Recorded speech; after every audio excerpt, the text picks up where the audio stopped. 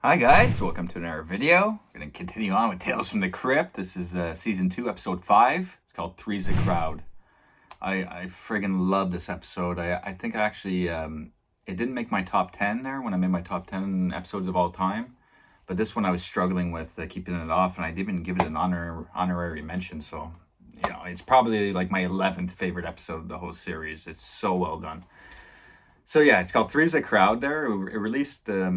It aired, I should say, the 1st of May 1990. It's just under 28 minutes. It's directed by David Burton Morris. He's not too known there, especially at that time. Yeah, man, this is a great episode, man. It stars Gavin O'Hurley. It's pretty much him, like he's breaking down throughout the episode, But I always remember him, he's not too well known there, but I always remember him from Willow. He has a couple interactions with Val Kilmer throughout Willow.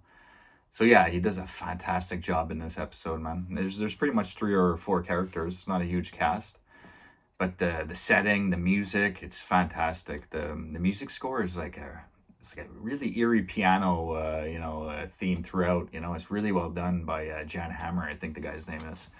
So yeah, let's get into it, man. We get the opening. It's that eerie piano music I told you. It's this guy's just sitting. Gavin O'Hurley, he's just sitting in a dark room, smoking a cigarette, drinking, and he's always drinking throughout the episode.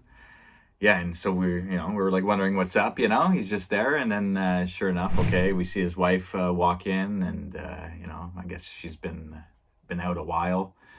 So he's you can tell he's kind of like jealous and overprotective, and yeah, so like he's trying to make it known that he's not happy about the whole situation, but pretty much what's happening is it's their 10-year anniversary, and his old good friend there, who's the best man at their wedding, but he hasn't seen him in years, and supposedly he's made a lot of money, since that time, since he hasn't seen him.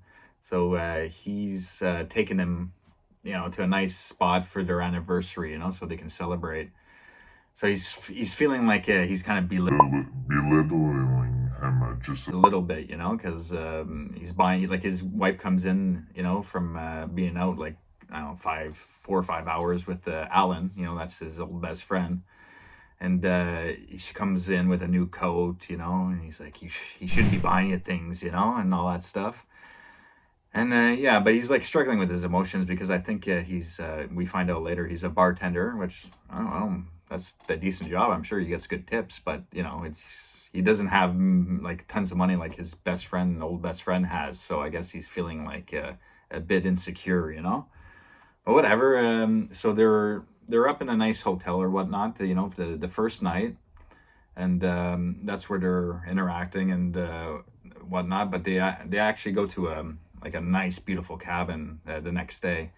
But that night though, like, because it kind of like they try to play like as if the wife is like fooling around behind her husband's back with the best friend, So he's like, "Oh, I'm sorry," and he's like, "I can't even give you a child," or we've been trying and she just can't get pregnant, So he's upset about that. So he apologizes, but while he apologizes, Alan calls there, the best friend.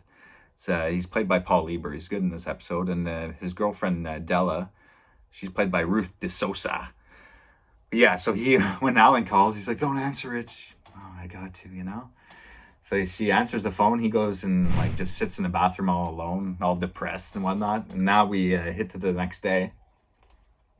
They're on a beautiful yacht. They're going like far off into a nice, we find out a nice little secluded like kind of cabin area. But they're on a beautiful yacht, Of course, we see Alan now for the first time on the yacht. And this scene is a bit odd though. Like he's kind of like on the side of the boat, and they're, his wife and Alan are both up front, and she gives him a little kiss on the cheek, and he sees that, and obviously he's not going to be too happy about that, But anyways, yeah. So they get off the boat. They drive up to the cabin, and Alan's interactions with him, like it's strange. He's like, "I always regret not being able to steal Della away from you," Just like stupid comments like that in the car. So yeah, I'd be a bit irritated with this friggin' bozo too, But this guy is just like Gavin O'Hurley. He's a character. He's just really insecure though, So whatnot, whatever. We show up to the cabin though. What a beautiful place, man. It's actually the same cabin if you know the movie The Great Outdoors with John Candy and Dan Aykroyd.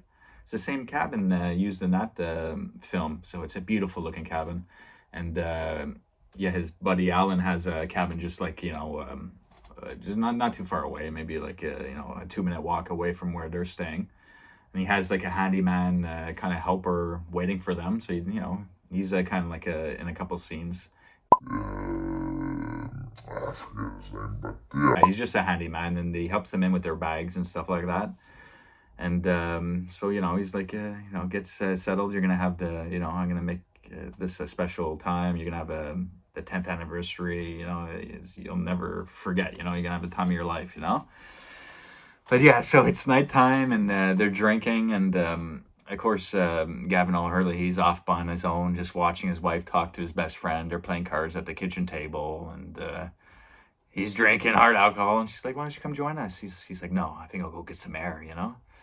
He's always like kind of like passive aggressive. He wants them to know that he's like upset, but he doesn't really just tell them what the heck is up. So he goes outside while they're inside still. And he bumps into the handyman guy, and he's sliding a butt, looking in through the window at them, laughing, having a good time. And the guy hands him the rest of his drink. So he's getting wasted that night. So he passes out, but he wakes up in the middle of the night alone in bed. So he's like, what?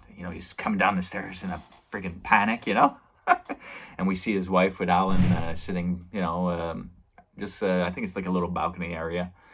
And we overhear what they're talking about. Should we tell them?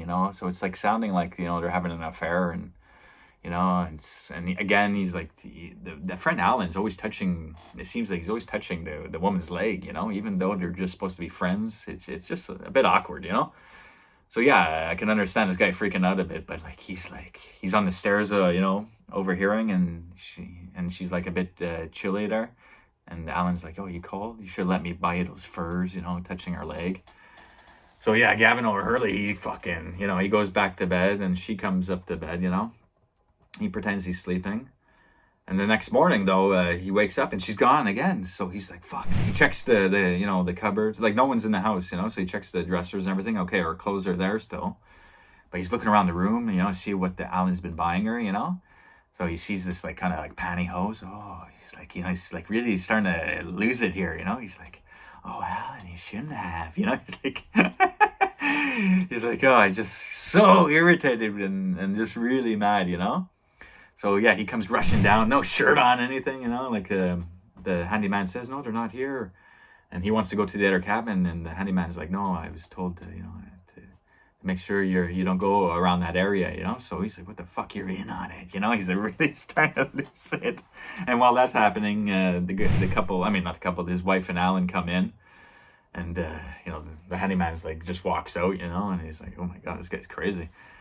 But I mean, they're really like, friggin' rubbing him the wrong way, though, So he has the right to be a bit like nervous and upset, but like, yeah, he's just going a bit crazy though. And right away they come in, he hits up the alcohol, drinking some hard ass scotch or bourbon, and he's like, he bought you a coat, and that's where he tells Alan, "I'm not selling insurance anymore. I'm bartending at the place we used to get drunk at when we were kids, And this guy's successful, has tons of money. He's like, "Why don't you tell me, anything you need, I'll help you out." But he's just like takes it, badly, and he thinks it's like a handout, and he's like, he bought you a coat, it's equivalent to like 6 of my paychecks, and so he's starting to tell them, like what the hell's going on, So she runs out, like, crying, and Alan, Gavin O'Hurley, his character's name is Richard, so he goes to Richard. He goes, "You're an unbelievable asshole, And the guy's like shocked. He can't believe like they're fucking turning on him, after what he overheard, and everything. So Alan walks out and he comes rushing out. "I'm the asshole! You're the one fucking my wife!" So he hits up the alcohol hard throughout the day while they're gone, and we cut to the nighttime now and everything, So it's the same day, but it's that nighttime. And Alan comes to get Richard. He's like, "Richard, come, I got something to show you." But he's like not answering, and all the lights are off. It's really eerie. The atmosphere is fantastic. Again, that piano music score, it's terrific. This episode is really probably the most underrated episode of the whole series. It's really, really well done. And yeah, so he sees Richard there, at the top of the stairs. He's like, "Oh, Richard, come. We got a surprise for you." And Richard's like, "Oh, I like surprises." He's like, "Look, because in the cabin he has all these like cut off heads of animals stuck up on the cabin walls and everything." He's like, "Look, I've been practicing. There's a bunch of arrows in one of the heads, and you notice he has a friggin' bow gun, So he's like, "Come on, what are you doing with that thing?" He's like, "Oh, I'm thinking about killing you." He's like just completely lost it here. So sure enough, he freaking pins him up against the wall, like he shoots an arrow right through him. And, "Oh, you're bleeding. He's like, "Oh, it's another trophy for your wall," He's all stuck up on the wall and everything. Just like he's completely lost it. So some time's passed, and his wife is like, Della is like wondering where they are. So she shows up at the cabin, "Richard Allen," and then there's Richard in her coat, it has blood on it and stuff. Oh no, he comes out like from behind the door. It's like I don't think it has blood on it just yet, but it's like too small, It's her coat, so it's creepy how he comes out from behind the door out of the shadows, in a white coat, and he's a tall, big guy. So he scares the shit out of her. She's like, "What's going on? You're scaring me." And she sees friggin' Alan pinned up, tons of arrows through him. So she's screaming. She runs to the bedroom, locks the door, He's trying to get in. Yeah. So he's like, he's like talking. He's like, "You friggin' hewer," he's like screaming. He breaks through the door. She goes flying out the window, But boom, he comes right down. He like before she's even like kind of able to get up on her feet and walk, she's captured. He grabs her, and yeah, he's got like the pantyhose, the that gift there. He's like, yeah, That turn him on, you bitch. He's strangling her with the pantyhose because there's like this little bridge, connecting the both cabins. They get across the little lake. So he's like strangling her and dragging her, friggin' he actually kills his wife too, So he drags her all the way to the Alan's cabin, He's like, "Come on," he's like just dragging her. It's really eerie, really creepy. It's actually probably the most tense and shocking episode out of the whole series, man. A really shocking ending. So when he finally gets to Alan's cabin, we find out, surprise! It was they were setting up a huge surprise party for their 10th anniversary, but also because she was pregnant as well. And you found out at the beginning of the episode that, they've been trying and it just hasn't been working out, So we find out that she was actually pregnant too with his kid. So he killed her, and he drags her body, and everyone's like surprised, all friends and family. And he just like has her there, like dead. And he's like just looking around. Congratulations, Daddy. It's just like really heartbreaking. It's like fuck.